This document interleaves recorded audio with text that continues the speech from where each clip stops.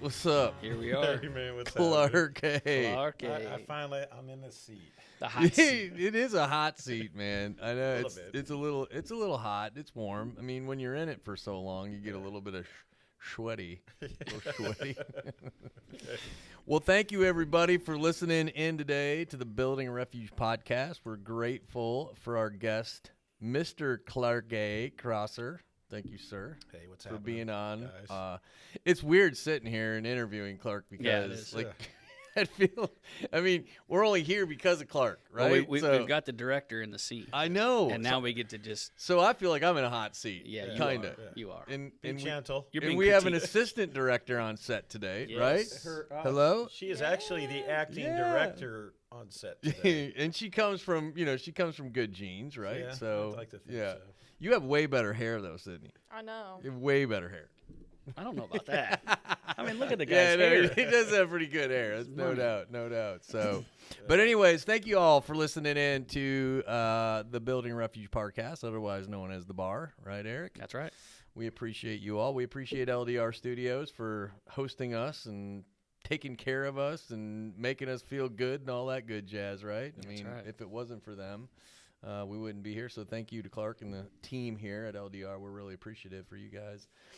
Y'all can find us and like us on all the social media sites. Just go out and type in Building a Refuge on everything you can find out there social media-wise. It's a lot easier to say it that way than try to fumble my way through like every one of them. But more importantly, go out to YouTube and find us.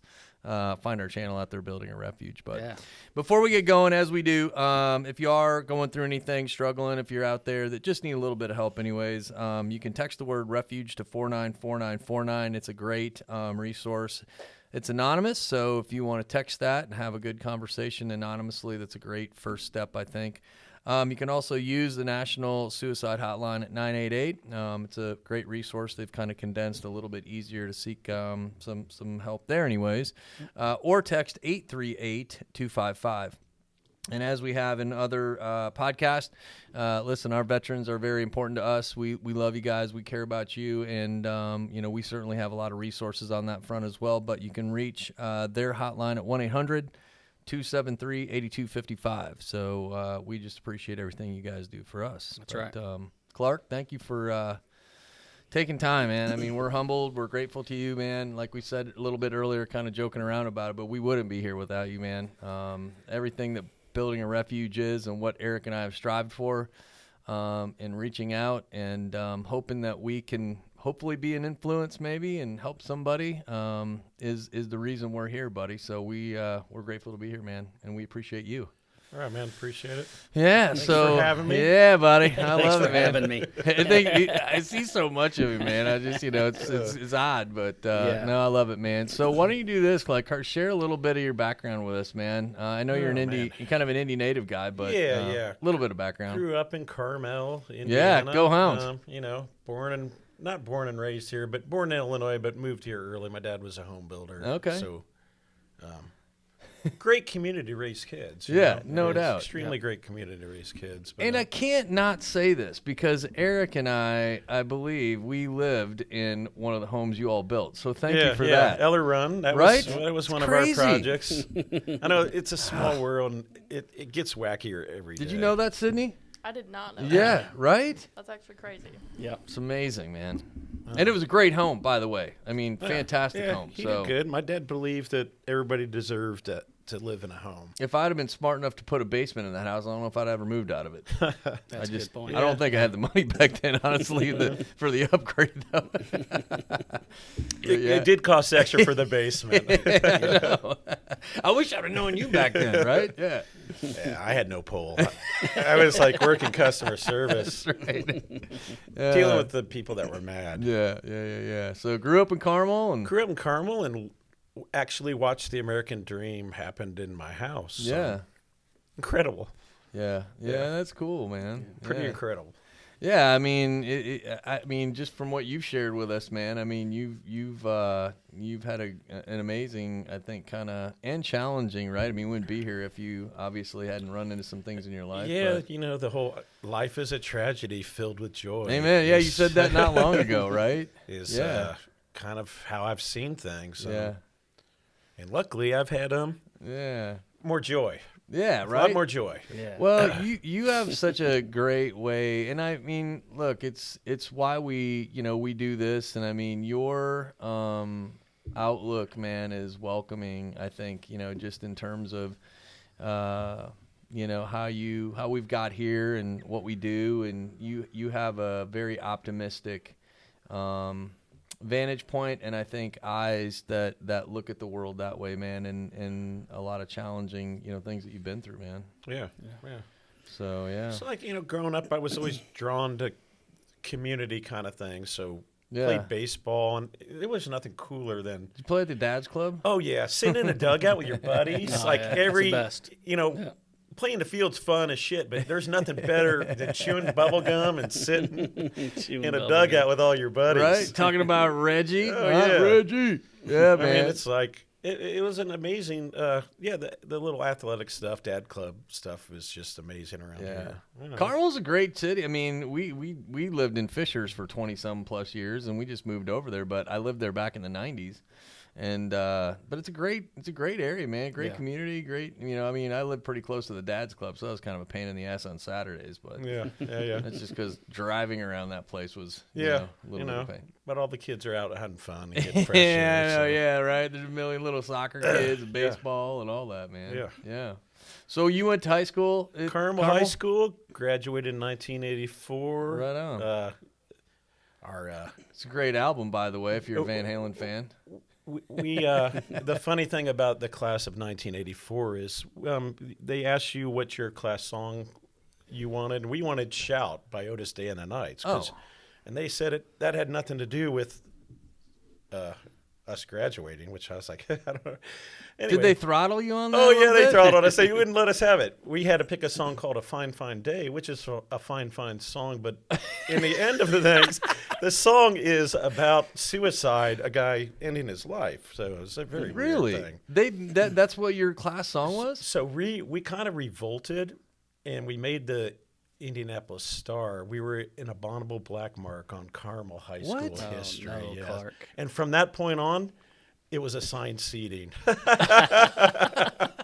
Across the board. We fucked it all up for everybody. Sorry, class of 85 and 86 and 87. Man. That's the whole reason, man. Oh, my God. Yeah, I mean, it was a real thing. Yeah. So they really made you guys change the song, though. Yeah. They didn't let us pick the song, actually. Wow. That's what it amounted to, Then, so what kind of, freedom is that as an 18-year-old, man? We got him back. Apparently you did. Yeah, man. Yeah, that's great. So what after high school? Fill us in a little bit, man. I went down to Vincent University. You did? Yeah. Vincent? Yeah. Get out. I didn't know that. There you go. God, That's why we do this. There's things of shit we find out on here that we don't. I mean, we've always spent I don't know how much time together, and I didn't even know that. And I didn't graduate from there. I came home. I didn't either. And I started a painting business, but while I was down there, I met, my community at Vincent's. Yeah. And then I got a good buddy, Darren Boyd, and he's right on. Yeah. He's an amazing human being, but I learned how to break dance. In 19... I gotta see it. In 1984... Do you have any videos of this, Sydney? Unfortunately, no. Damn. God. 1984, somebody out there's We're got getting when some cardboard and recreate. I never did the spinning, but I can do the way. And I can pop a little, but I love it, man. I love it. And so yeah, it was fun. I got my community there, but and then you come back, and I started making tons of money being a contractor. Yeah. So it's like painting. I was making Yeah. $900 a week painting. Yeah. Back in the early 80s. Mm-hmm. That was pretty Mid good. 80s, because Yeah, the early mid. 80s. Well, that was 85, so Yeah. you're right, mid. So you didn't do any wallpaper, did you? No wallpaper. Tore wallpaper off so I could paint. Because like my mom back in the 80s wanted to wallpaper every yeah. single thing in the house. Yeah, Cover it. Sorry, Mom. I just even thought the it. outlets. Yeah. Yeah. No shit. Even the You outlets. took them off to wrap them, Yeah. and then put them back And the on. lines had to match up Yeah, exactly. Because if it absolutely. didn't match the paper on the wall, she'd be like, take it off. Sorry, Mom. Yeah. So that was It was late 80s? Mid 80s, and then came, I'm doing painting here, and then I found jet skiing in 1987. Oh, yeah, right on. And then what a wonderful community that was. Yeah. Traveling around the Midwest every summer, racing. Like stand-up old school, kind. like The old stand-up school. kind, Those yeah. are a pain in the ass The to get up on. Hardcore Because stuff. if you didn't do it right, man, you would get like, Oh, yeah. Your balls get blasted by oh, the yeah. Sorry, you Mom. learned you Sorry, learned Mom. that you learned that one time what to not do, right? Yeah. So were your jet skis fast? Yeah, 45 to 48 miles an hour in water with 12 other people on the lake. When you start. Did you wear helmets? Oh, hell yeah, yeah. on a thing that's what, 16 inches wide, probably. Yeah, it's crazy. That'll make you pucker, I think, a little bit. And that for me was like, oh, I'm so glad I got involved in that. Yeah. And I remember, like, I got a loan through my dad's banker friend. He's like, hey, this is stupid, son. You're You're gonna race jet skis. what is this thing, a jet ski? Yeah. And we were like aliens while we traveled because nobody had ever seen these things. Oh yeah. Back in the 80s, So it was quite fun. Were they on like an open trailer, or did you guys have them like enclosed? Oh, we had open trailer because we didn't have as much money, but the pros had all the all that stuff. But Didn't they used to do a lot of that here in Indianapolis, like on Lake Indy? Wasn't that like a big deal back then? We raced at Deer Creek on that lake Oh, there. yeah. The IGSBA, the International. I only did a couple things on that lake. I may have bathed in there once at a Grateful Dead show, and I'm pretty sure I urinated in there multiple times at Grateful Dead shows. Yes. I have definitely swam in it. So that was good, and then all along another community that I found in the 80s was the Grateful Dead community. Oh yeah, and we have that in common. That's how we met, dude. Yeah. So when you rolled into Harley that day, I was like, this guy looks pretty cool. He's got a Dead shirt on. Yeah, so I was like, all right. They so many memories. Yeah. So many memories. But it was a great community, man, and I even think probably like your jet ski, right? Anything that you can have where you got people that you hang with and bond with. Yeah, and the whole jet ski thing turned into knowing people from Tampa or Daytona, and then we would all connect in Colorado and snowboard every year. So you know what's crazy is you think about this shit, man, back then, right?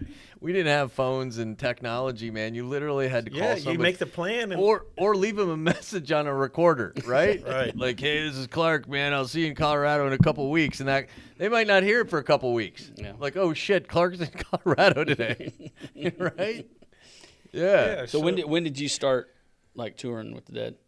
When did you get on the bus? I got on the bus the very first show. Well, actually, I got on the bus Grateful Dead 84 down at the RCA Tennis Center place, I believe. I remember that place. Yeah, and then they started, and then Deer Creek, opened, and they played every year there till 95, basically, till Jerry died. So that's where I jumped on the bus in 1988. And I didn't go traveling all over the place. I went to Ohio and that's what we did. I mean, we just did the whole Midwest. The Midwest kind of runs. But Buckeye Lake and every summer, Detroit.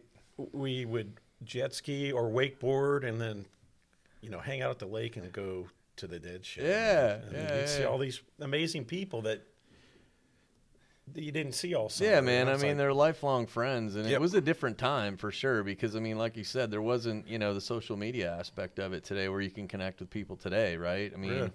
I've met a lot of really cool people at different shows, even in the last few years, but you can connect with them on Facebook and all the different social media I mean, sites. music in general, I've always sought out to go see bands and it's amazing. You ever heard of this dude, Tommy Baldwin? Yeah, there's dude will melt your frickin' face off. Yeah, he's one of my favorite. He's one of my favorite. He's one of my favorite too, man. He's a superhuman and amazingly talented. Yeah. It's good stuff, man. So all right, so that takes you up into so we're kind of in the college era after it's probably 24ish. I think I started working for my dad's company, running customer service. Yeah.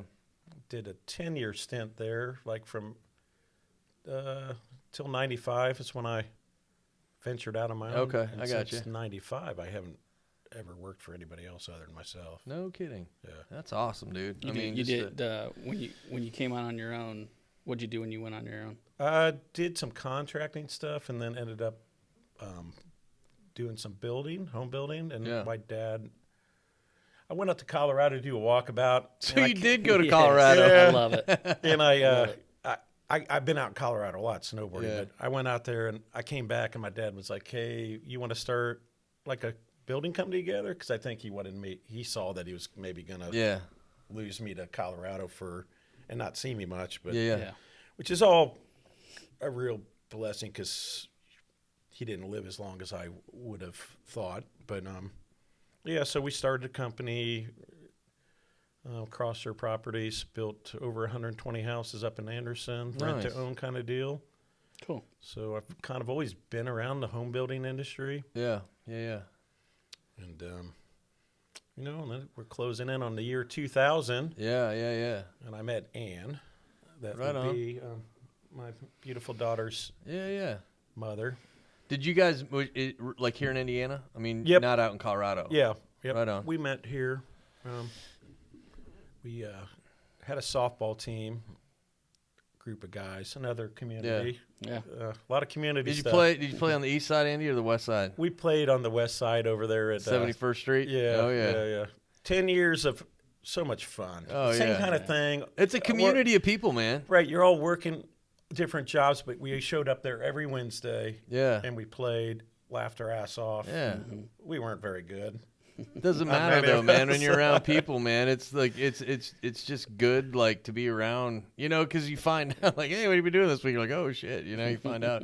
And then they had great pitcher nights. Like you could get Oh, yeah. pitchers of beer, like Oh, yeah. reasonable. Yeah, it was definitely fun. And you can have pitchers in the dugout, which is even really cool. Yeah. You could take beers. We took coolers in, but we eventually got sponsored by Chalkies. Shout out to Chalkies, Yeah, the billiard place. Was literally the best pool hall Oh, in yeah. the city. Oh yeah, it was. Do you great. remember? Do you remember I do. Chalkies? I remember Chalkies, yeah.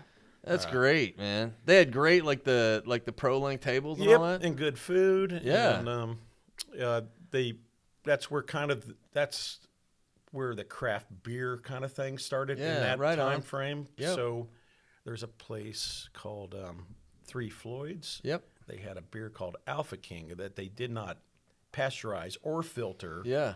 And the guys at the bar would turn the keg, meant you go up there and the beer was full of sludge and all the hoppy stuff. It was All the so good stuff. So good. All the It's good like stuff. candy. Yeah. You mix So- it all up, man. A little hazy. That's where I met Ann. Okay. Yeah, right on. And then, we kind of started hanging out. And then the funny thing is one of the previous podcasters Yep. is where Ann was living with her son, Adam. That's right. And I actually was at his 4th birthday party Dale at Dale Speckman. Speckman's house in Broad Ripple.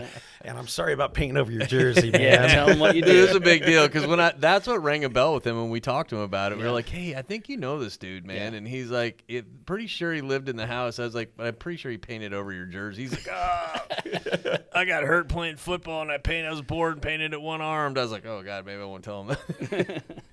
It's pretty hilarious. Yeah, it's crazy. I mean, another Yeah, connection. and it's just Nuts. weird. The serendipity of everything is Yeah. pretty freaking crazy. But Yeah. anyway, so we're like 2000s. We get married 2001. Sydney's born. We got Great. married in Barefoot Blessing, Beach, man. Barefoot Beach, Florida. Okay. It was a beautiful wedding on the beach. Yeah, right on. And then Sydney's born, And were you all still living in Carmel then? we lived in Noblesville. Okay, right on. I forget the name of the neighborhood, but north of 32 Yeah. on Lakeview Drive. Yep. And then, my dad, watched him go through all this stuff with the deluxe homes, converting to crossman communities. Yep. And then, incredible ride.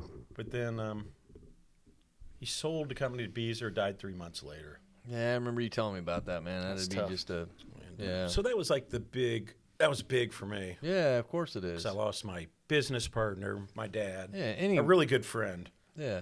and he was a beautiful human. Were you so like shortly of that, right? The sell of Beezer or to Beezer, anyways, and I mean, you guys weren't running a business at that point in time, right? I mean, this is kind of Yeah, we had Crosser Properties, okay. which So was you were still doing that. mine Yeah. and his, and then my brother and sister were trying to transition out of working for Beezer Yeah. into the family company is what it became. Yeah.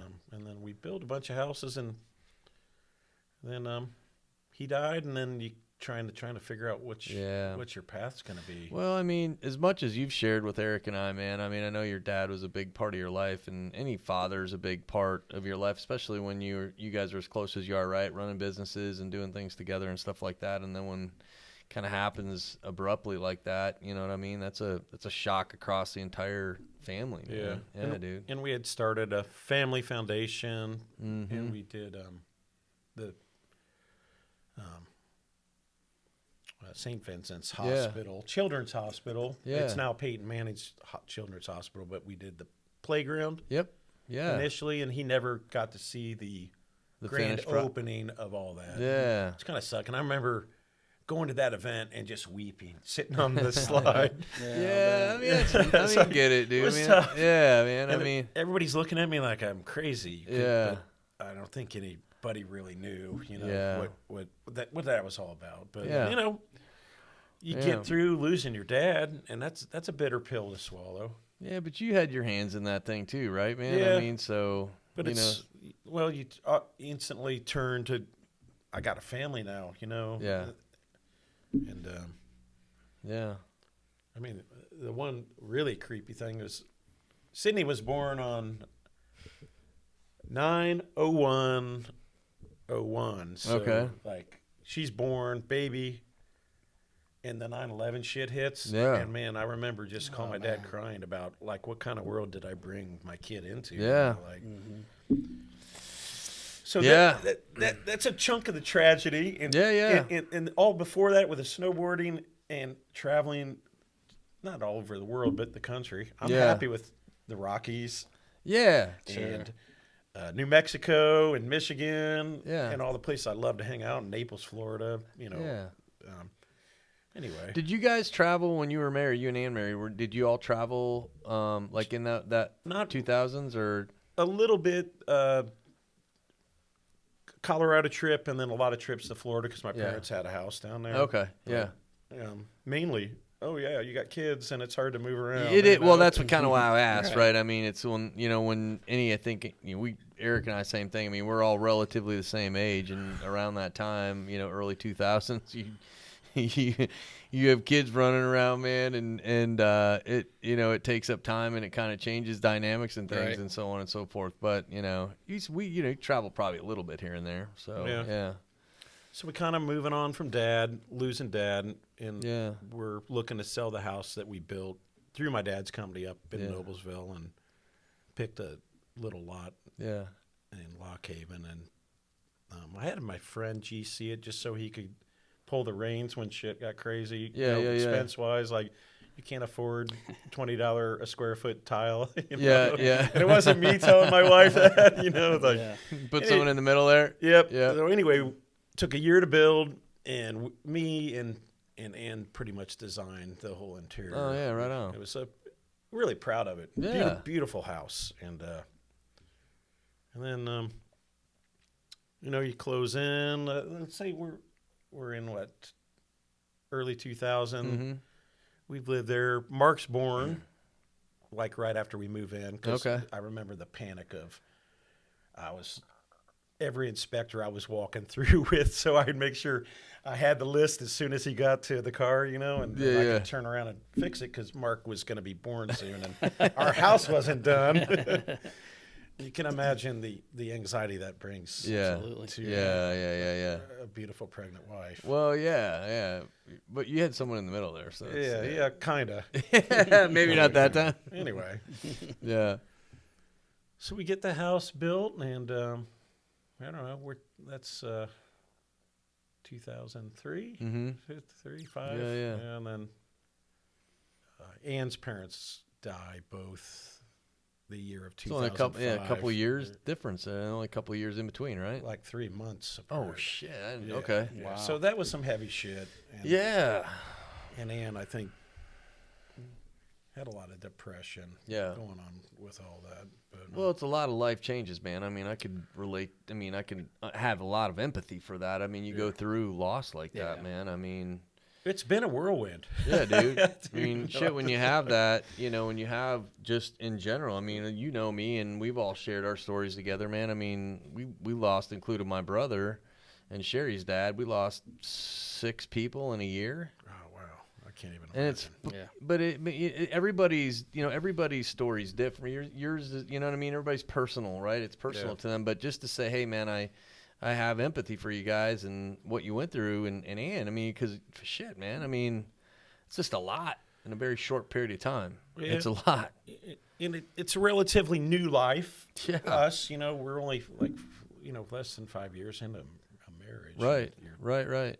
dealing with tragedy. Yeah. It's And you got everyday life going on. yeah. You know what I mean? It's Yeah. not just like that's the only thing that we're, I'm trying to figure out if I'm going to build anymore. Like we're debating, where to take the family. There was still some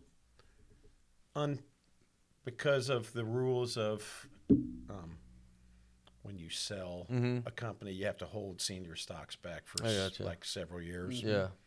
But Yeah. yeah, just navigating all that was crazy. I don't know. Yeah, man. I mean, it's, but again, that's one of the things like we hope we strive to do for people listening out there, right? We say this kind of sometimes when we go through stories like this and we hope that there's commonality, right? For people listening out there that have gone through similar things, and losing any loved one, parents especially it's a big deal, especially in a, just with a lot happening, man. Fuck, the world was, the world's a different place in 2001. Everything changed. Yeah. You know what I mean? Like the whole world changed, and you're in the midst of all that, raising a family, got little kids, and And you go straight in from that. I was a home builder to Yeah. the 2008 crisis Yeah. that just like destroyed all the people that I grew up with my dad, all the older people that were Yeah. running business, everybody yeah. decimated. All And your Eric, old friends. Eric knows that firsthand. Yeah, we share that And like for sure. watching all the sadness of all these people that grew with my dad's company, plumbers and electricians, Yeah. and then they all just were struggling. Right. I mean, and that wasn't just a blip, man. I mean, that never really. I mean, that was from 2000, really, probably 7, like halfway through 2007 into 8, and then it ran into probably what 2010, 11. Yeah, Yeah, I the got- domino Easy. effect. I got tired of waiting around, so I kind of had to reinvent myself. Right. Ended up with, luckily, I got out with one lot and one empty nester custom house kind of left. It took me a year to sell, but Yeah. I got out way easier than everybody else that I knew that was in that industry at the time. Man. Yeah, I feel lots of it was super blessed. the trickle down effect of that. Yep. 3 years was Yeah. brutal. Yeah. For I mean, sure. And I'm glad, here's the to thing- see you made it out of it. Yeah, I mean, here's the thing. Like you guys know firsthand because you guys both worked in that industry. I mean, I was outside it completely. You know what I mean? And I only learned about it kind of what you hear in the news, right? You Yeah. know, and kind of what was happening with mortgages and just the rates and contractors and just the halt and everything. Yeah. I mean, Yeah, it was tough. Yeah. For sure. yeah, it's a So we're kind of in the reinventing Yeah. Clark phase. yeah. And and I just can't get over like the path that if everything didn't happen the way it has this far into my life, Yeah. none of this would be going on right now. Right. It is, Yeah, yeah. it is incredibly like, all right, it sucks. I reinvented myself in 2011. I started the LDR Studios company. All right. With my nephew Michael Okay. and Oh Josh. yeah, right on. So we kind of had this idea, and then implementing this idea, Yeah. and then like not knowing anybody in this industry, and how the hell am I going to make any money doing this? And how do I get my message out, and how do I show people my work? Yeah. So the first 3 or 4 years, I did shit for free. and then slowly built up to charging $600 a video, and now it's a whole different ball game. Oh, and man. I've like, and look where we're at right now, right? Yeah. I mean, and this place saved my life, and yeah, totally.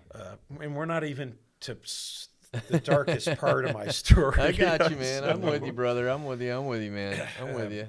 So, doing this, I'm starting to get good at it. And for You're me, great at it, Clark. Listen, don't. I mean, no joking Thank aside, man. You got your entire team is great. I mean, but yeah, like figuring it all out, and the managing of this kind of thing is almost like home building management. okay, You get a plumber, you get the blueprints, yeah, and you create a team and you navigate through whatever the project is, a house or this. Yeah. And it was like, wow, it's like I'm already good at that. yeah, I'd build houses in 60 days sometimes. Yeah. 5 of them.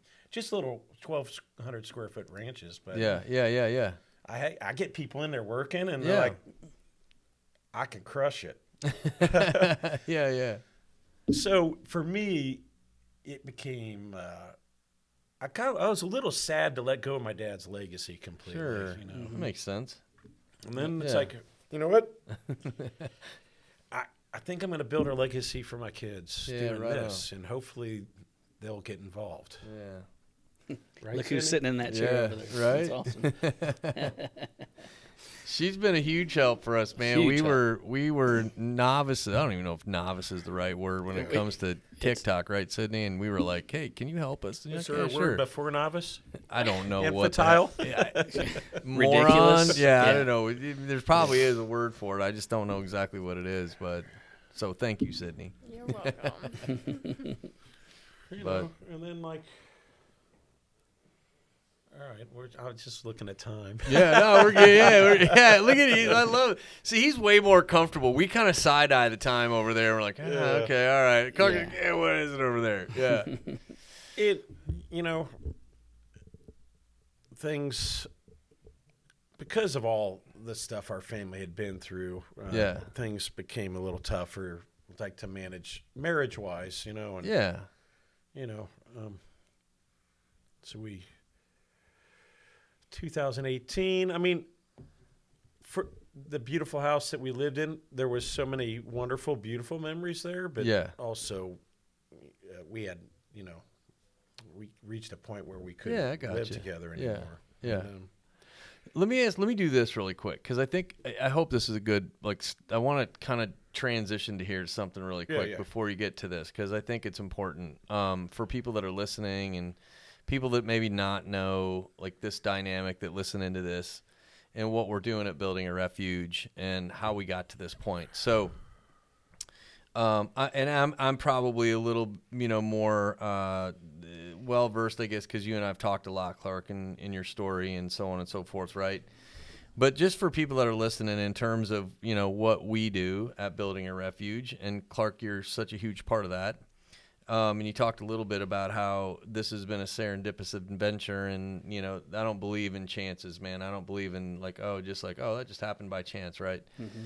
So when we started Building a Refuge, Erik and I, and we've shared our story on this podcast, and I think people know what we've been through. We said, man, we want to create something, right, that we can just have, that it's not so cookie cutter approach to, dealing with challenges in life that do include depression, anxiety, suicide, things that are really, really impactful to people, loss of loved ones in any capacity, right? And doing that one story at a time. And so for listeners out there, in what we do, we host monthly meetings at Harley-Davidson of Indianapolis. They're a gracious sponsor of ours, help, support, whatever. They let us come in there once a month and we host meetings. And so not knowing you at all, we kick off a kind of a kickoff event in November around Men's Health Awareness, which is November, No Shave November, which Erik has knocked it out of the park, by the way. Yeah. And you look pretty You damn not good, so too. much. No. Me, not so much. You need 2 Novembers. Maybe like 24 Novembers. But so we kick it off, right? And usually we have kind of a day set up and what have you. And so that, the morning of it this past year, we do a little bit of a live feed. And we say, hey, listen, this is what's going on today, blah, blah, blah. Here's what we're doing. We're at Harley-Davidson, so on and so forth. Come and check us out. And I noticed when I was doing it, I got a tag on there from Gavin Good. And God thank him, man. I mean, thank you, Gavin, for connecting us. And I've talked to Gavin a number of times at the VFW in Carmel. He's been a big, part of our life and supporting us. And Semper Fi. That's right, buddy. Thank you, veterans. That's right, man. He's amazing. If you're listening, go check him out. One of the most amazing international artists, right? I wore this shirt just for well, I was just going to say something about the Flash shirt, dude. That thing is fire, man. That thing is awesome. So Gavin tagged you in that post, and I'm just being transparent about it. I mean, I didn't think a lot of it at the time because I didn't know you, right? You know what I was doing at the time when I saw that tag? What's that? I was making those sausage things for the kids. Are those that good? I saw on TikTok. Are they good? They're good. They're smoked. Yes. Did you eat them? Did you eat any I of that? ate a little bit. You're not a big sausage fan. Yeah, okay. Well, maybe you should make those for us one day. I will. That'd be I will. great. I mean, because Promise. I like sausage, man. So you can tell. Look at me. I'm full figured, anyways.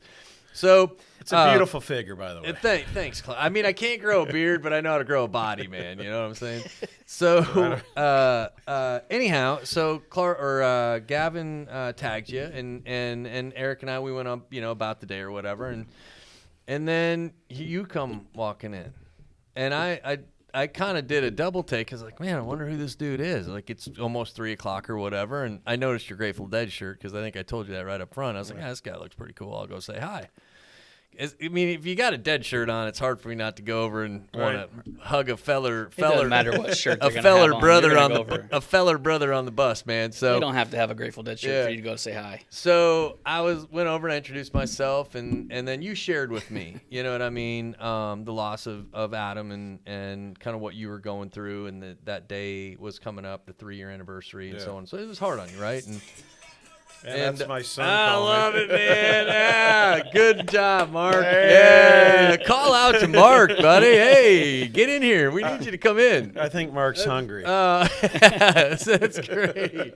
You can take it. Look, we had a caller. That's our first caller. First caller. We did Mark's have our first caller. Yes. Oh, love that. I think we should warn them before we offer him in. And That's so good. So when you said that to me, man, I was like, and we've shared this with people before on podcasts, and what we do is like, man, Erik and I've always been like, if one person comes in that we can even have some bit of an impact on, or we can help, or just be there as listeners and so on, we're in. Man, it just continues to light the fire of what we're doing here.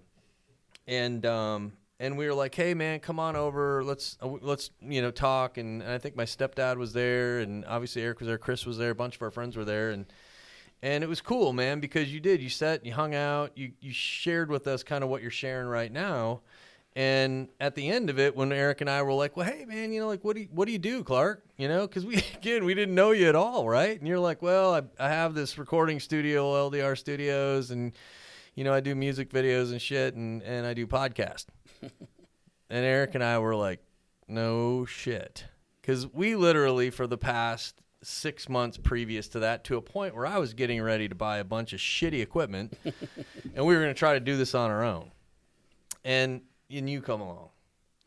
And so I just bring that up because I know you are getting to a part that's very personal to you, and we are very cognizant of that. And I want to make sure people that are listening to this understand that, what we do, these stories are important. They're real things that happen, but I also want people to know, one story at a time to create hope is real as well. Because what you're doing, Clark, by sharing this, and what you did by coming to us and hanging out with us gives us hope too. I mean, Absolutely. It fills Erik and I up by what you do and what you've been through, and getting to meet your family, getting to meet Sid and laughing, Mark, Colin, and man, it's love and it's joyful, like you said earlier, man. Tragedies, present joy, right? I mean, and so I just wanted to share that before you jump in, man, because it is important. Serendipity. I mean, I decided right away, and I think we should go through the process of, and then I can share, like, me sharing my story and determining, like, I wasn't going to not tell this story. Yeah. Because I'm out networking for the company. And a lot of the questions people ask, are you married? Yeah. How old are you? Do you have kids? What do you do for a living? Yeah. So I immediately decided I wasn't going to not include Adam. Absolutely. When I talked about it. Yeah. And we're kind of getting the cart in front of the horse a bit. Yeah. Because we're still. Let's go back to 2018. Absolutely. Where the divorce was in play, and there's a lot of stuff I don't want to share about that, but the parts that I do is that all through this process, I'm working on music videos. Yeah. It's all right, man. It's okay, dude. We love you, brother. We love you, man.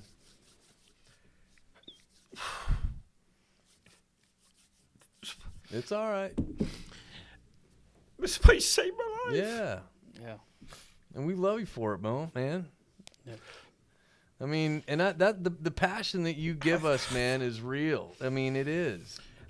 Going through divorce, I got to work with so many people that distracted me from how shitty my life was at the time. Yeah. Mm-hmm. Jason Brown and Catherine Nagy, Jeff Weirband, Tate Bronson, when country went pop, all these people, like, and there's more. Yeah. So I slept here a lot. Yeah. At this studio. Yeah. It was my house, and I remember. This is 2018.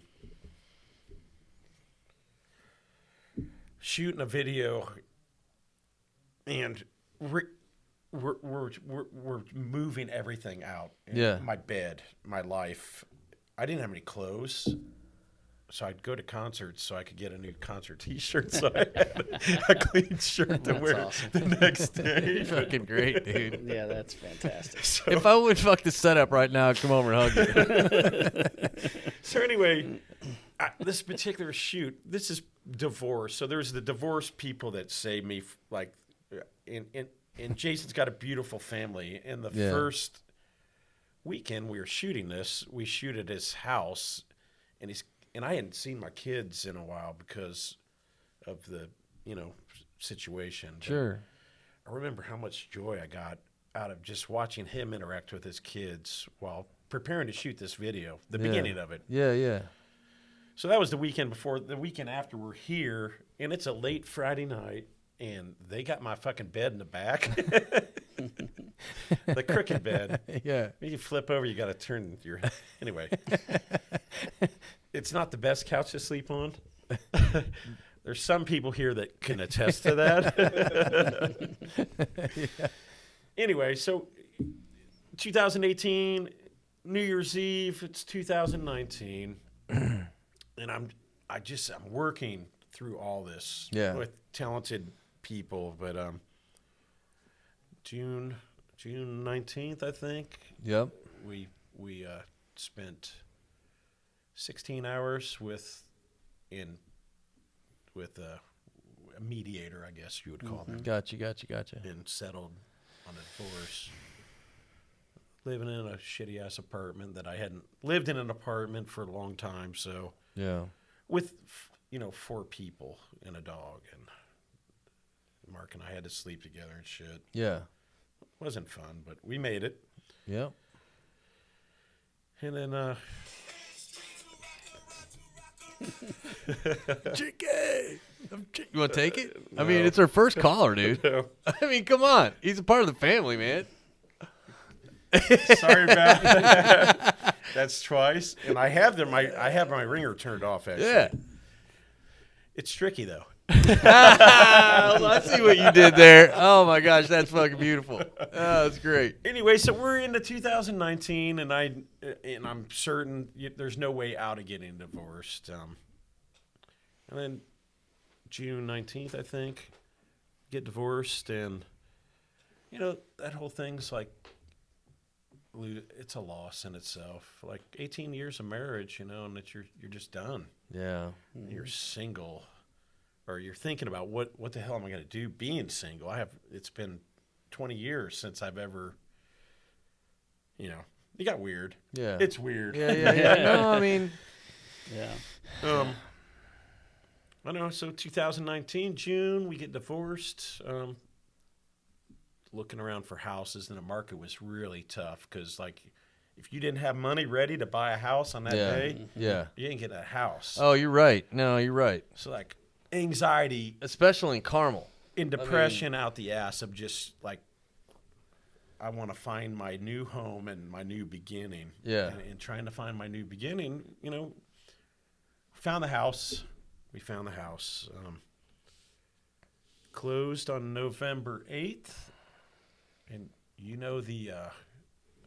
how awesome it feels when you drop your mattress on the floor for the first time at your new place. And I felt like I broke the tape. Mm-hmm. And I'll be damned if I didn't get a call at 3 in the morning, man. Yeah.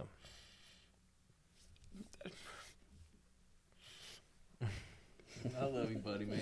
Hey. I love you. Yeah, I get it, buddy. Adam shot and killed himself. I got you. And then everything. Yeah. Part of my heart's gone forever. Yeah. It's the phone call you never want, man. I mean, it's just your emotion in it, man. Like it brings back, man. It brings back the night, the same thing that we've been through. It's a call it. Yeah. I just remember texting everybody, call me when you wake up. Yeah. I was up all night. I hadn't slept. I got shit all over the city and boxes and fucking trucks and I didn't go down to see him because I was afraid to leave Mark by himself. Yeah. And my main concern was finding Sydney. Ella was there. Yeah. And she already knew. But Mark was asleep. So I'm looking everywhere for Sydney because I thought social media would catch up. And I'm like, yeah. I love you, Sydney. I'm glad you're here, man. Y'all get my daughter here so I can tell her. I got you. And that morning, my buddy Darren, Yeah. he was the first one. Yeah. It's amazing how people will rally around you. I mean, it's The amount of anxiety on getting my whole family in one place so I could tell them. Nothing broke my heart more than telling Mark about his brother because they were like really close. Yeah, man.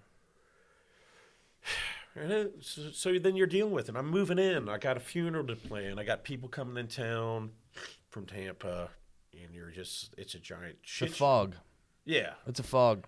It's a fog. It's fog. I mean, you don't even know the fog. Dude. No, man. You don't know. You're just surviving. And I'm working creatively with people, and this was Saturday, on a Saturday. Sunday, my friends come over, help me unload some shit out of this giant-ass cubicle thing and get things in place. My family came over and put together furniture. That money rolls around, and my buddy Tay's like, he's making I helped him with his album cover and stuff, but Alone for Christmas is his song, and it's a cheesy little song, but it's funny.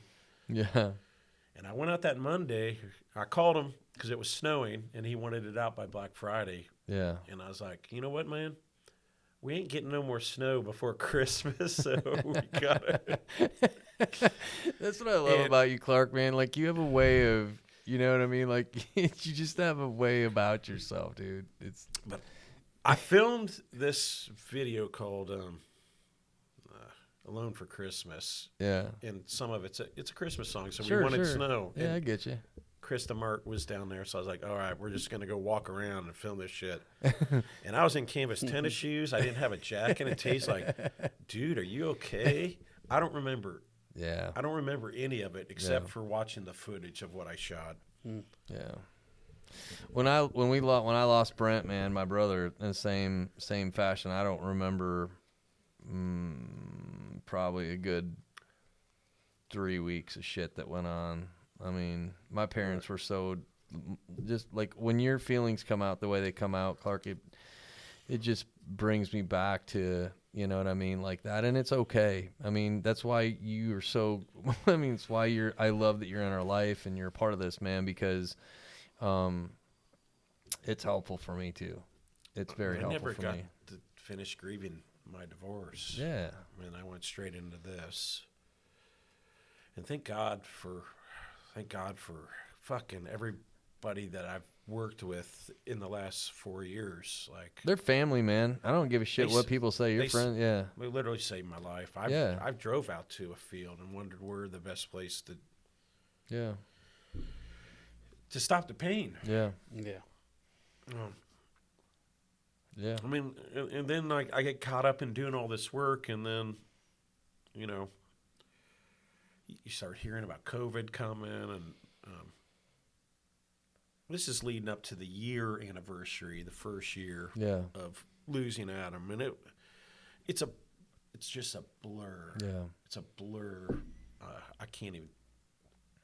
I can show you what I made during that time. Yeah. I have no fucking idea Yeah. how I did it though. Yeah.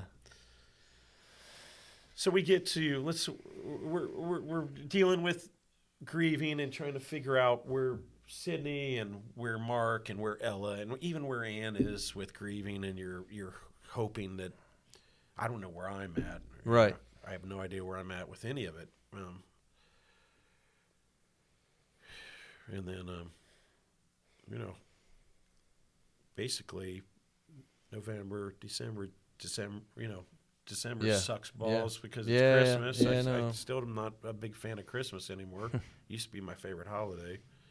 Used to do it at Pride and shit, but yeah. And then you're sad for a year and confused and lost. Don't know where your kids are, where their hearts are, how you navigate it, and then COVID kind of hits, or it's starting to hit. But leading up to the year, I remember I started walking every day, and I went from walking, you know, 5,000 steps. I thought it was a big deal to like, and I randomly met this young gal that like it was like a godsend. Mm-hmm. And she listened to me. Yeah, man. She listened to my story. We would walk almost every day. Yeah. And I listened to her story. But you know who the first person to call me on the anniversary of Adam's death was her, 7 o'clock in the morning, to see if I was okay. Yeah, man. And like Lord will put people in your path, dude, that you cannot predict. And she makes amazing cakes. Fucking amazing cakes. And she actually catered this whole thing. I don't want to get too far into the story. Yeah. But she was the one that checked on me, and she like gave me attention and made me feel like it was okay to give my heart to somebody again. Yeah. Because you know, this is a year. It's been a year after my divorce, over a year. Yeah. So June. Right. 2020, right? Yep. Mm-hmm. Yeah. That's right. You're 2019, 2020. Yeah. Anyway, like if it wasn't for somebody like her, I can't. It's just so. Look, man. When we talk about this on here, and you know it, man. When you zoom out and you look at shit, you get blown away. Well, the common denominator, and I think about every single guy that's sat at this table. I know, man. Is that a person, you know, has come into their life and given them an opportunity to speak their pain. Yeah. And that's what she did for you, right? Yeah. When you were walking. Yeah. Oh, she was literally there making sure I was okay the morning of it. And then we start getting into COVID, and then I start shooting concerts for a cause out of here, and we're giving the money to food workers that aren't working and stuff.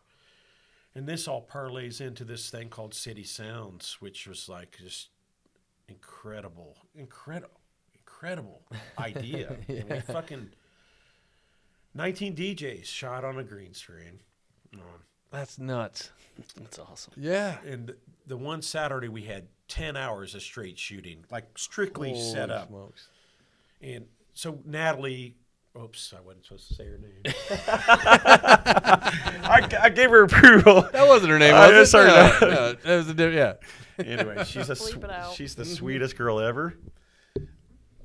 We'll let it stay. Yeah. Anyway, super. Yeah. Like my mind's blown. This is a big production, huge yeah. production, organizing it all. So we're catering food because kids are coming through that hadn't played in a year because of COVID and stuff. And so I was like, man, when they come in, I want everything to be special. Cupcakes, beer, whatever. She made just like all these cupcakes and these Cinnabons and kettle corn.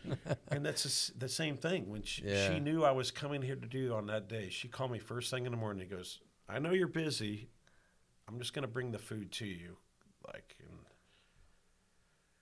she always had my back. Yeah. It's like, man. what an incredible person. And I think like I owe her a debt of gratitude because like she was the little bit of light that I had in my darkness.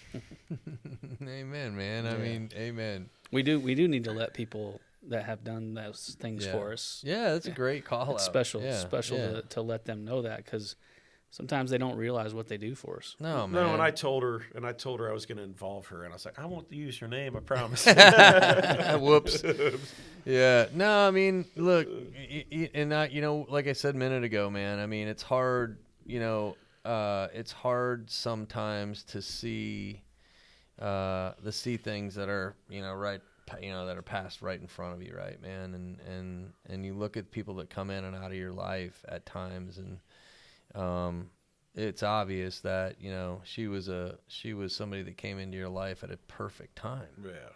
And for me, man, I'm not shy about pronouncing, man. I believe in Christ, and I believe that He shows up right at the right time, and He puts people in your path that help you through difficult times. And you don't know what that person's going to look like. You don't know whether they're going to be 25 or they're going to be 105. Right. And it just takes a heart to see it. You know what I mean? Yeah. And you have that. Yeah. And it's perfect, man. It's perfect, and it's fucking beautiful, because I mean, Eric and I can sit here and tell you that, if it wasn't for what I experienced with losing my brother to suicide, he and I would never, I shouldn't say never, but he and I wouldn't be doing this today.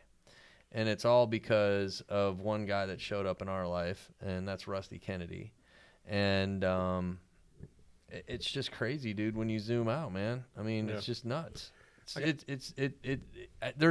can't explain it. I can't explain it. I'm going to backtrack a little. Yeah, right on. To the day of Adam's funeral. Sure. It's just like a week after he passed away. Yeah. But, my mom got these doves that you release, and the Father, Son, Holy Spirit kind of ceremony kind of thing. Yeah. But one of Adam's favorite movies was Forrest Gump. All right. Yeah. And it's a foggy day, and I can feel the temperature getting colder and colder as we're walking around. Okay. And it's the air is dense, so this kind of haze is coming down. But so we get to the part of releasing the doves, and I'll be damned, those things fly around. One drops a little feather almost right in front of Mark's. Oh my God. Yeah, man, that's great. That is. I mean, and those are things, man. Those are real. Those are real. Those are real. Those are real. I don't mean, some people may not believe in that kind of stuff, but I do. Yeah, that happened for a reason. Yeah. Hell yeah. 100%, And I mean, and those things will still happen. I'll tell you this, like, and just to, connect with this, man, my brother loved the song from Marshall Tucker, Can't You See? And I hear that fucking song everywhere I go. It's one of the reasons why I learned how to play it, and I love singing it. But I hear that song almost everywhere I walk into, all of a sudden, we were at Harley Davidson yesterday, and all of a sudden that song came on. Yeah. And it's just a tiny little reminder to me, man. Like, all right, I'm cool. Yep, I'm It's still good. bro. Yeah, it's good. Everything's cool. Well, yeah, he'd be like, let's fucking slam a beer. But, you know, I mean, it just is a reminder for me, man, that, you know, and I'm good with that. You know what I mean? I'm it makes me, you know, it makes me humble, but I mean, it makes me, you know, it makes me feel good. Yeah. And this all comes around to me going out and kind of interacting with the world again as a single person. I would share my story. And then, like, in my mind the whole time, I was like, I got to do something with a purpose that is related to this.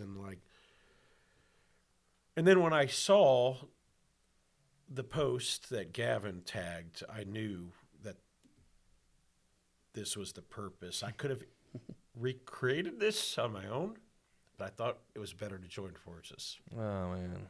Well, we love you, man. I mean, I can't even tell you, like, you know, because we don't know. I mean, here's the thing: we don't know what we're doing with this. You know what I mean? Like, we know what we should by now. We're like 13 episodes in but this here's shit, the thing. brothers. Yeah, I mean, but we didn't know when we got together and we wanted to do something. We were like, we just had this passion about. I think we had an envisionment of what we wanted to do, but one, we didn't have the knowledge. Right? We didn't have the experience. We didn't have any of those things that we could go, oh, I can do this, or I know how to do this. I know how to do that. We know how to do this, whatever, right? We just know we had two dudes with a story that we were like, fuck it, man. We're just going to share it, and we're just going to see what happens, right? Yeah. And you know, we got to that point in this because, you know, we went through, you know, the period of COVID, and we tried to do things online, and it just didn't work for us. Mm-hmm. You know what I mean? It just wasn't this. It wasn't where you could, you know, it's banging my head against there, but it wasn't where you can touch and feel this and see your emotion, man. And I your emotion, dude, I love that you allow that out because it's important, man. I mean, it's important that it's expressed. It's really the first time I've let it. Yeah, I mean, and we're grateful for that, man. Well, and it's important, man, because like I've told in my series of podcasts, I've never had an opportunity to tell the whole thing soup to nuts, you know. Yeah. And when I got that opportunity, I mean, it was a couple days after I got done. I was like, man, what, like, there were some things in there I'd forgotten about. Yeah. You know, there's some things in there that I didn't remember, and you know, it is difficult. I do remember the first time I really told my story, and there are parts in my story that bring me to emotions like what Clark's dealing with right now. And there were times where I was like, man, I can't do that. I can't show that. Yeah. But that's not the case, and I've never known Clark to apologize for his emotions, to skirt away from his emotions, or anything like that. And that's like growth, you know. And it's important, you know, that guys out there who are listening to this can see that, because it's okay to do that. Like, it's okay to, in a safe setting, to sit down and just throw that shit out there, man. Because this is important. Like what he's going through today, I mean, it blesses us, and it's going to bless people out there, but it's also going to bless him, because he's going to be able to continue to articulate his story and to affect more and more people. And, and he and Sydney are going to be able to tell their story together maybe someday, and it's a beautiful thing. Well, yeah, man. I mean, when we were in here and we first did this, Sydney, I think you were in here with us, right? When we first kind of were trying to demo this and stuff, right? And, and your and I's perspective of you losing a brother are in alignment. With your dad, I can have a ton of empathy, and I have so much because I saw my parents, and it fucking killed me. And my perspective of it is because they couldn't handle the situation, I took it upon myself to plan so I had to call all my aunts and uncles. I had to call the funeral home in Wisconsin. I took that on because my parents couldn't do it. But what I think is really what I think is amazing about all this is you coming into our life and this big picture again. When you start to see these things, because you and I talked a little bit afterwards, man. Like, you're just like, what the fuck?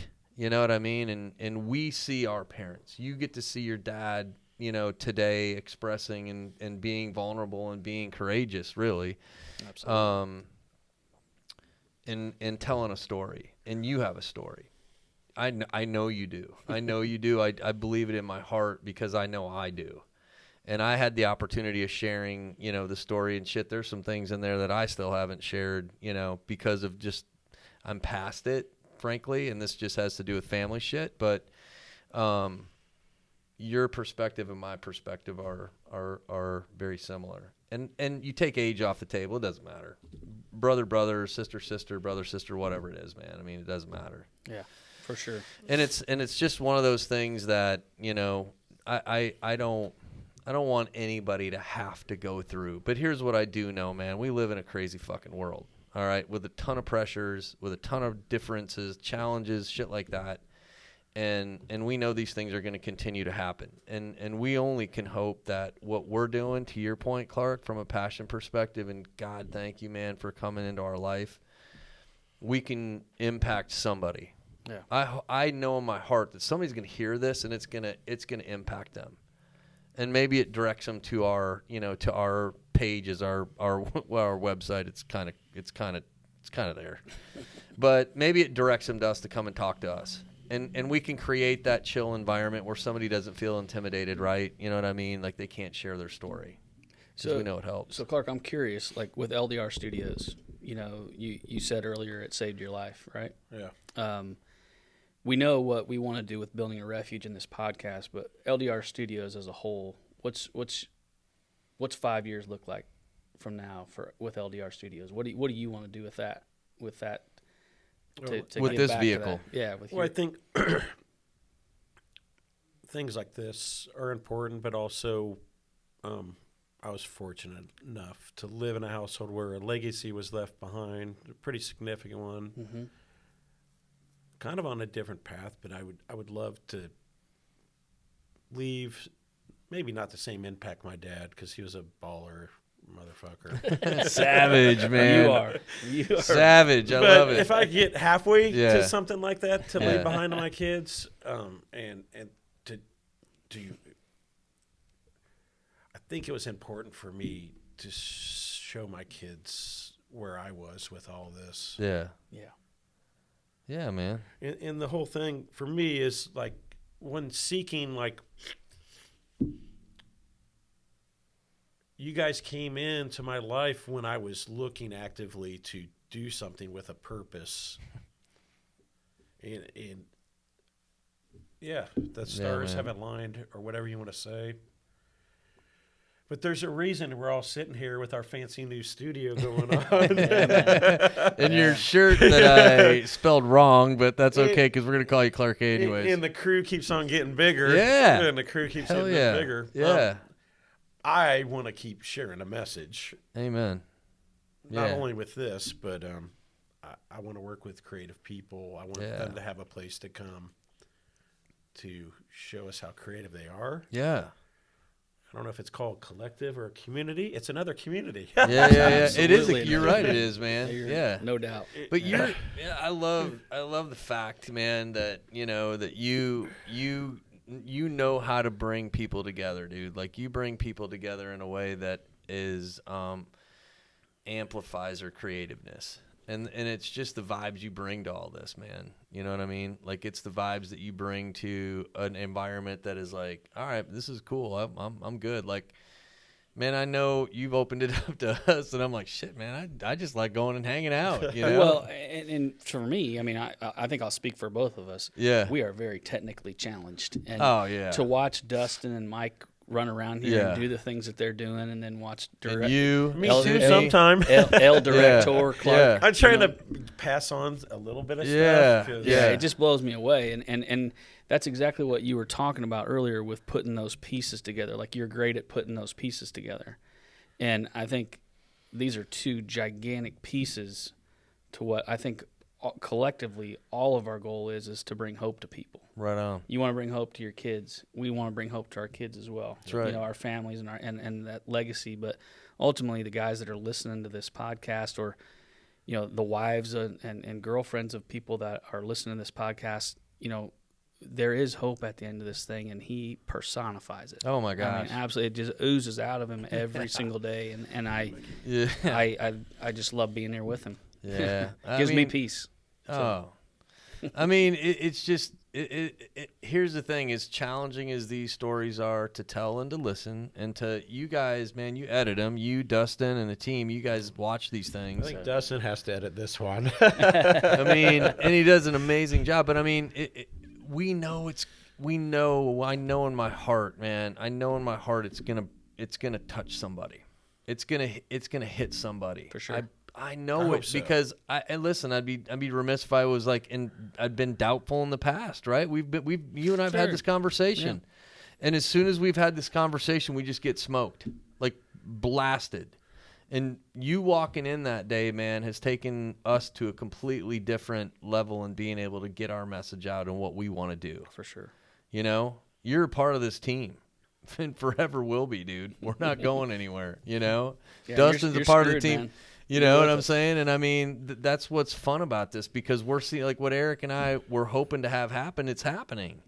And really, I mean, we can say we haven't done anything, and we have. We've put the meetings together. We've done some of this stuff. But at the end of the day, man, this thing is growing organically, man. And I love that. I love that. That's like, I can feel good in my heart about that. And I think we mention it every time.